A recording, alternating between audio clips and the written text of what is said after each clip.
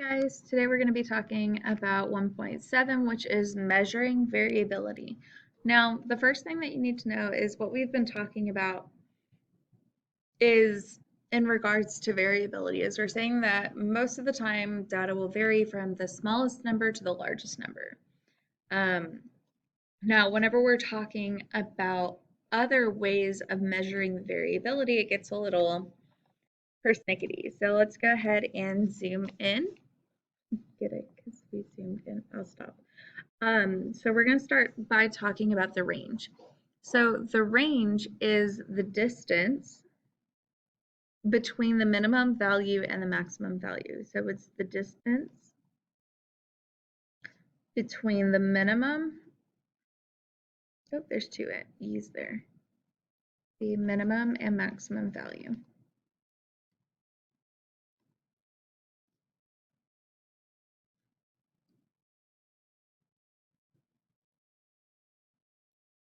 Okay, so let's say that we're talking about people's heights, or let's go ahead and write the formula. So range is equal to the max minus the min. Okay, so let's say that you are talking about heights of people in our class, and the shortest person is 4'9". So 4'9" is going to be, I use this. So 4'9" in centimeters is 149.86. Let's say that the tallest person is probably 6'3", maybe taller, and that's 190.5 centimeters. So what we want to do is we want to find the range of those two. So we're going to take, if the max is 190.5, that's your 6'3" people, and your minimum value is 149.86. We're not, and somebody wants to know, well, okay, well, what's the range of people's heights in the class? You're not going to say, oh, it's 0 to 190.5. That means that there are 190.5 different options that the person could be as far as their height.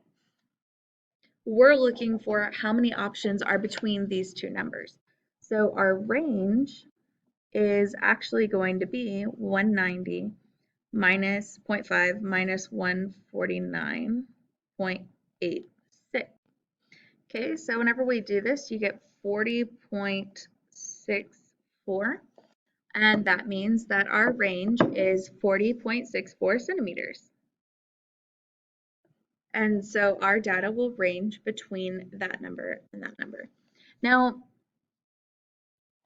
a lot of times, whenever you're talking about it, you're like, well, are more people going to be taller, or are more people going to be shorter? The way that we determine that is we split it up into quarters, which means we split it up into fourths. So we are looking at the interquartile range. And this is the short version of this that we're going to be saying is the IQR, interquartile range. So the first thing that you need to know is what in the world is a quartile?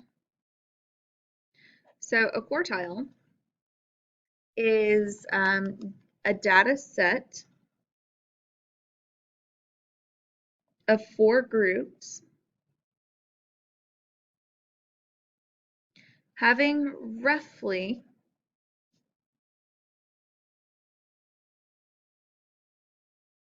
the same number of values.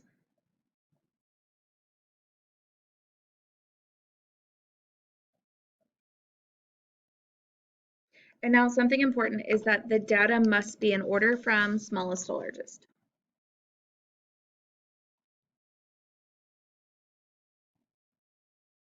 Or least to greatest. Orger. Oh, I wrote orger. I don't even know what that is. Oh, man. Oh, that's unfortunate. Order. From least to greatest.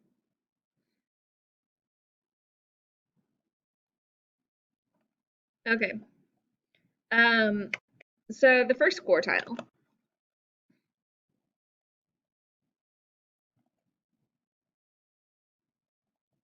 is called, we're going to call this Q1. This is it's going to sound really weird, the median of the data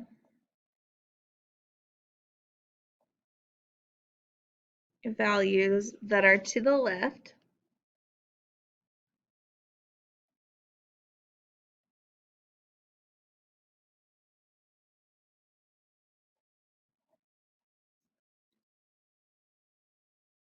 of the actual median of all data values.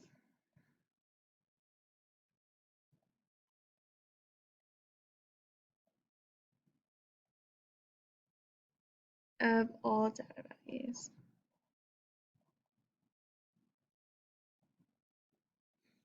Okay, kind of weird. It's okay. The next one that we're going to talk about is the third quartile.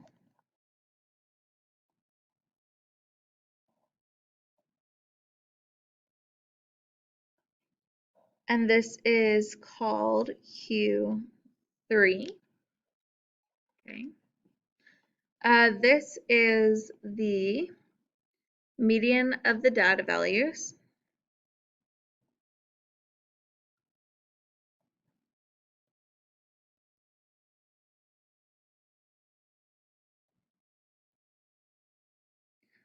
that are to the right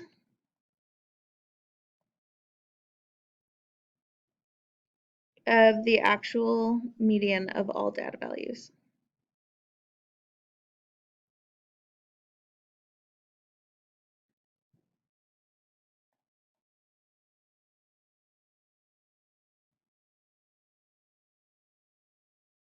Okay. Now some of you are probably like, well, what's Q2? Oh, sorry. What's Q2? What's the second quartile? Well, the second quartile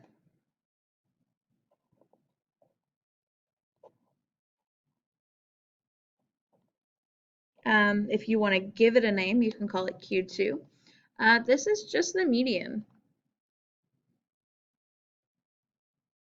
of all of the data. It's just the middle number. So then we have our interquartile range, or not yet, but we know what the first quartile is and the second one. What we want to know is what is the IQR? Well, the IQR is the distance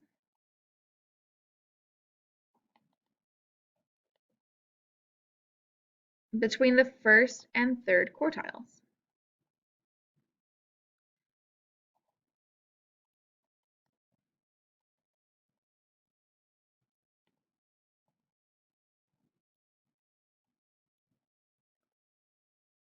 Of a distribution, if you want to be fancy.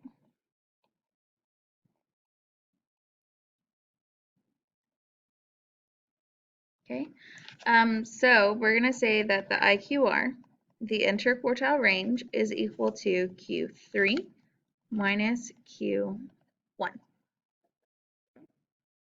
Cool. Let's look at an example because right now we just have a bunch of definitions and we're not entirely sure what to do. So we're going to look at an example, and this example, or just these random numbers, are brought to you by McDonald's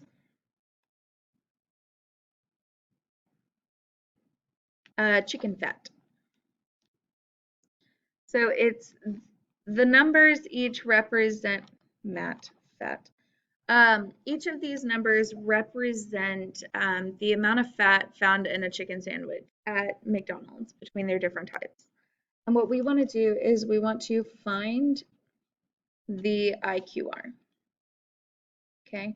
If you are curious as to what these numbers represent, like which sandwich is which, hop on my Zoom today and I'll let you know. So we have 9, 14. I'm going to go ahead and put them in numerical order. 16, 19, 19, 20, 22, 27, and 33. Okay, so the very first thing that we're going to do is we're going to figure out what is the median, what is the middle number.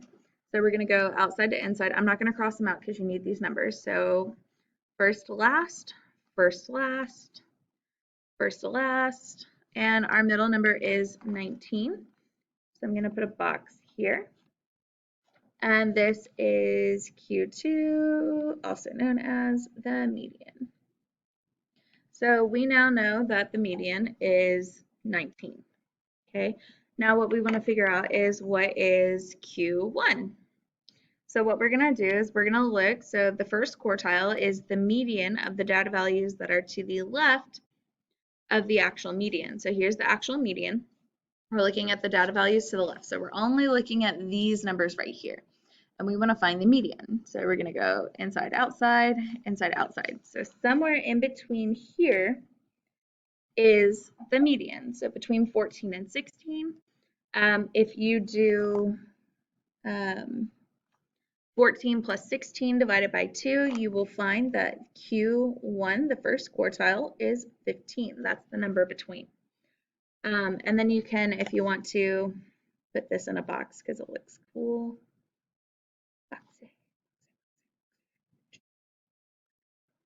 Okay, so now for Q3, it says by our definition that the median, the first third quartile, is the median of the data values that are to the right of the actual median. So we're looking at these numbers right here. So inside, outside, our median of this set of data is going to be right here. I'm going to put this in a box. Sorry. So this is our third quartile. It's the median of this box. If you find the 22 plus 7, so Q3 is going to be the average, 22 plus 27 divided by 2, and you get 24.5. So Q3 is 24.5. Okay. Now, with quarters, I said that it was going to split the data up between 4 pieces. So 1, 2, 3, 4 pieces that have roughly the same amount of data in them. Notice that whenever I was doing my trying to find Q1, I never used the middle number. I never ever used the actual median. I got rid of it and I found the median to the left and the median to the right. Whenever you're finding the interquartiles, you don't use the middle number. You just use what's to the left and to the right. Now, say that your median was in the middle, then you would just use all the numbers to the left and all the numbers to the right. But whenever you have an odd number of data, your median, your true median, is going to be an actual number in the middle. So then we were asked to find the IQR. So the interquartile range. We want to know, where do most of the data fall? If you were to go to McDonald's and get a chicken burger, about how much fat are you looking at? Are you looking for like 9 or are you looking for 33? Most likely you're going to get something that falls in the middle of these two numbers. So we're going to do 24. Well, we're looking about what's the range, not what number are you going to get. So 24.5, which is Q3, minus 15, which is Q1. So whenever you subtract those two numbers, you have 9.5 grams of fat. So they're going to range by about 9.5. So that is the distance between the first and third quartiles of the distribution. This tells you how much do their sandwiches typically range in there. Not if you go, are you going to get 9.5 grams in your burger? No, it's going to be that there is a wide range of, like, they have healthy stuff and they have non-healthy stuff. Okay. So that's the IQR. You're going to have a couple of practices for that. If you're a little lost, remember Zoom meeting today. So this was part 1 of 1.7. Tomorrow we're going to be going over part 2. So this is part 1. The second part of 1.7 is not as fun as you want it to be. So we're going to do part two tomorrow, whenever you guys really understand what the interquartile range is. I will see y'all then. Bye.